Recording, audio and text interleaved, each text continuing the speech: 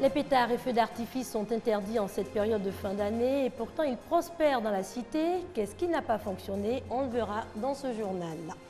Plus de 1000 accidents enregistrés en 2015 à Boaké, une situation inquiétante qui a endeuillé de nombreuses familles. On parlera cinéma avec le 7e épisode de Star Wars. En moins de 2 semaines d'exploitation, le film a franchi hier la barre du milliard de dollars de recettes. Rencontre ce soir avec un passionné de la saga. Bonsoir à tous et merci de vous informer sur RTI 2.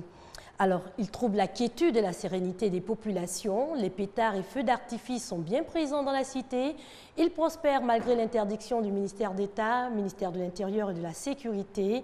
Qu'est-ce qui n'a pas marché? D'où viennent donc ces pétards que l'on retrouve sur les marchés? Et surtout, que fait-on pour régler le problème?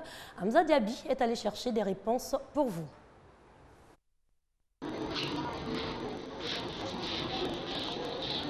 Nous sommes à Umputo, Riviera, dans la commune de Cocody. Cet incendie s'est déclenché il y a tout juste 2 jours, le samedi 26 décembre dernier. Il a été dit et écrit que c'était dû à des pétards, mais la raison est tout autre. Un jeune est venu, il avait une allure bizarre et donc il est rentré dans le couloir. Et comme les maisons sont interconnectées, c'est pour le mécanicien qu'il était venu. Entre-temps, il a défoncé la porte du mécanicien. Et il a ramassé ce qu'il voulait ramasser. Et il avait donc un liquide, on ne sait pas si c'était de l'essence ou quoi. Et il a mis le feu. 50 baraques sont donc parties en fumée. Le pyromane, lui, serait aujourd'hui aux mains des forces de l'ordre. Même si les pétards ne sont pas la cause de ce foyer important, ils ont tout de même leur dangerosité qui est avérée, d'où leur interdiction par l'État de Côte d'Ivoire. C'est vraiment une bonne chose. Ce qu'on a vécu, quoi, voilà. Le fait de s'effrayer et tout ça, donc pour moi c'est vraiment une bonne chose. C'est normal, parce que ça nous dérange. Au niveau des poumons, du cœur, tout ça là, ça nous dérange. Pour des parents malades qui ont, comment on appelle, les maladies de cœur, c'est pas bien. Je me plains toujours des enfants de mon quartier, je les poursuis. Ces enfants continueront de s'adonner à ces jeux tant qu'ils pourront facilement se procurer des pétards ou autres explosifs commercialisés pourtant à ciel ouvert. Tout ça c'est 10 000, 10 000. Donnez plus 9 000. Les pétards quand on frotte là, c'est ça qui explose en bas. Boum, boum. Mais ça c'est les feux, c'est ça qui enlève les jeux de lumière en haut. Ça, un enfant de 3 ans peut casser ça, un enfant de 3 ans, 5 ans peut casser ça. Ça ne blesse pas, ça ne fait rien. On gagne les 500, les 200 dessus, c'est comme ça. C'est ici, ça quitte. Ça va prendre au poids, puis on vient vendre. C'est important en fait. Maintenant, ça va prendre les grossistes. Les policiers viennent nous fatiguer ici. Même avant-hier, on venait ramasser. Hier, on venait ramasser. Et dit on a interdit de vendre.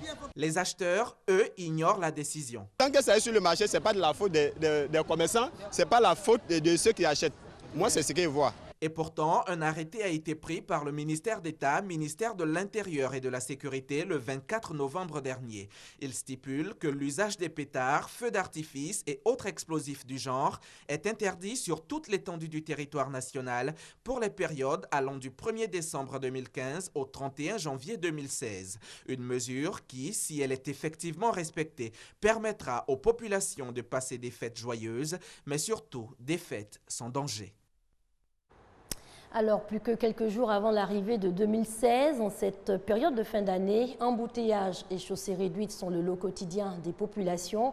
En effet, difficile de circuler à certains endroits, surtout à Adjamé, où commerçants et automobilistes se disputent la chaussée. Dramos Koné et Rigoré. À Adjamé, boulevard Nangua Brogoua, la circulation presque impossible pour les véhicules. Difficile aussi pour les piétons de se frayer en chemin en ces temps de fête. Après les trottoirs, les commerçants occupent maintenant la voie publique. On a cherché place, on n'a pas trouvé. C'est à cause de ça on est venu ici. Ça fait 2 mois, je suis là. Voie publique obstruée par les commerçants, mais aussi les automobilistes. Les stationnements se font au détriment des règles en vigueur. Vous voyez que tout le monde a garé. Où est-ce que vous voulez que je gare? Bon, on voit que c'est vraiment la route qu'on occupe, mais bon, ce n'est pas de notre faute. Des jeunes chargés de faire stationner les véhicules appelé Josseur de Nama, évoque le manque de parking à Adjamé. Il n'y a pas de parking à Adjamé ici. S'il n'y a pas de parking là, le coin qu'on trouve là, on peut négocier ce coin-là. Les voies publiques sont quasi inexistantes en ces périodes de fête dans la commune d'Adjamé. Les regards sont tournés vers les autorités municipales. Cette fois à Boaké, où plus de 1000 accidents ont été enregistrés en 2015.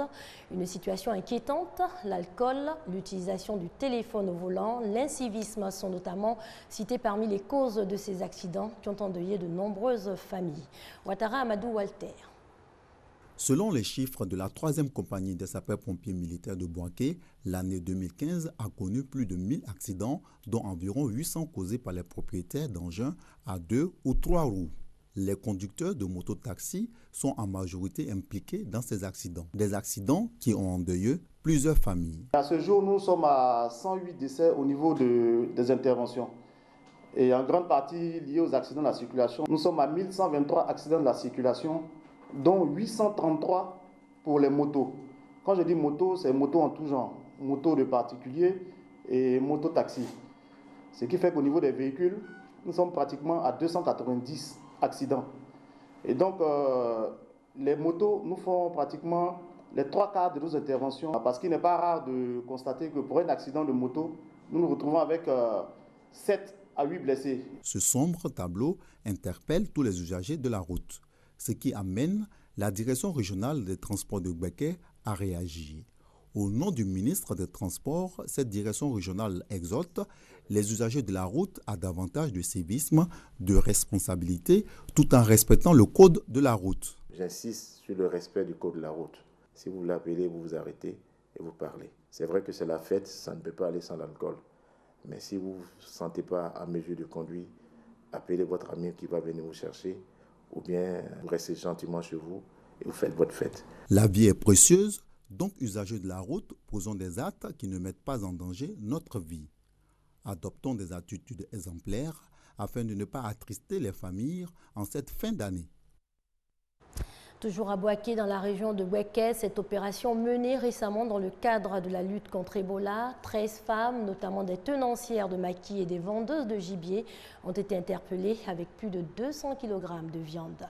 Ouattara Djeneba et Kader Sogodogo. Face à la menace de la maladie à virus Ebola, le gouvernement ivoirien a arrêté une série de mesures. L'interdiction de chasser, transporter, vendre et de consommer du gibier. Cependant, ces mesures ne sont pas respectées.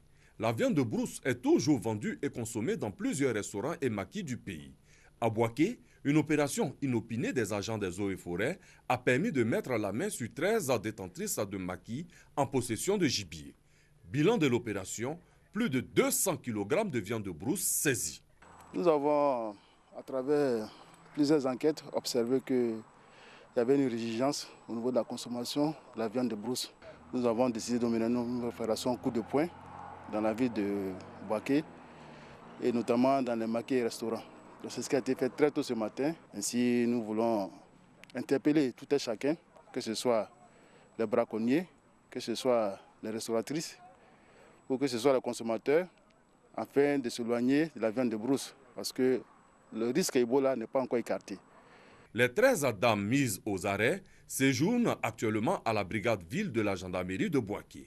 Les autorités locales en appellent donc à une prise de conscience et de responsabilité des populations. Depuis l'apparition de la fièvre Ebola en 2014 en Afrique de l'Ouest, aucun cas n'a encore été enregistré en Côte d'Ivoire. On part au nord du pays, à Korogo précisément. L'université Peloforo Gonkoulibaly a initié récemment des journées en vue de promouvoir la littérature en milieu universitaire. Le reportage est de Soro Corona et Kwadio Kwame de RTI Boaké. Intégrer la lecture au centre du cursus universitaire pour une meilleure assimilation du système LMD. Cette thématique était au centre des journées littéraires initiées par l'université Peloforo Gonkoulibaly. 4 jours durant, la communauté littéraire a réfléchi sur les questions liées à l'abandon de la littérature au profit des disciplines scientifiques. Il a été également question d'amener les apprenants à connaître la discipline qu'ils ont choisie, d'en comprendre l'évolution et les opportunités qu'elle offre dans un monde tourné vers les sciences basées sur les chiffres. Plusieurs communications ont été faites, notamment rôle et enjeu d'une revue littéraire dans le cursus universitaire, sortir de crise, le chemin des lettres, lecture, construction du savoir et développement personnel.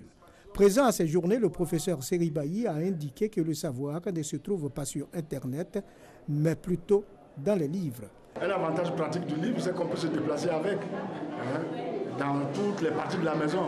Je pense que la nouvelle civilisation de l'Internet nous permet d'accéder à plusieurs sources d'informations scientifiques, mais le livre ne peut pas remplacer cette dimension personnelle qui est nécessaire à l'aspect critique.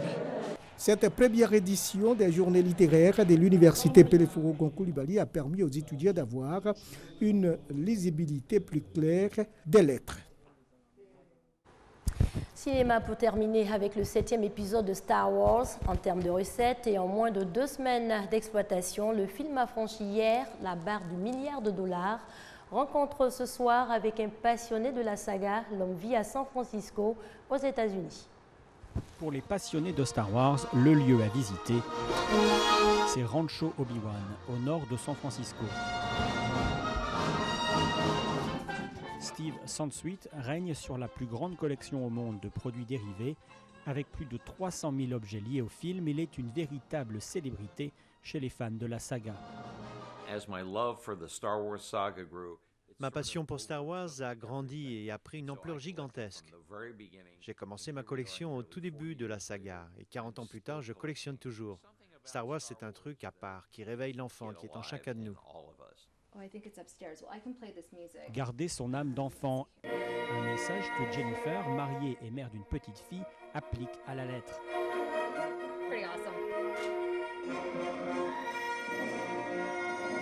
À ses heures perdues, Jennifer fabrique des bijoux et des couvertures à l'effigie de ses personnages préférés. Elle s'est même mariée en présence de 2 Stormtroopers. Son père, lui, s'est déguisé en Dark Vador. Un univers qui l'a bercé dès son enfance. Quand j'étais petite, je n'avais pas beaucoup d'amis. Et pour moi, les films Star Wars, c'était un moyen de m'échapper. Je me sentais bien dans cet univers avec tous ces personnages, ces différentes espèces qui se mélangent. J'aime aussi l'histoire des rebelles aux moyens modestes, mais qui défient le puissant empire. Ça m'a donné beaucoup d'espoir.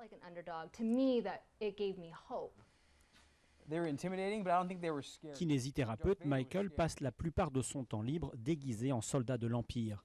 Avec ses amis, il rend notamment visite à des enfants malades dans les hôpitaux. À quelques semaines de la sortie du prochain Star Wars, Michael est particulièrement comblé.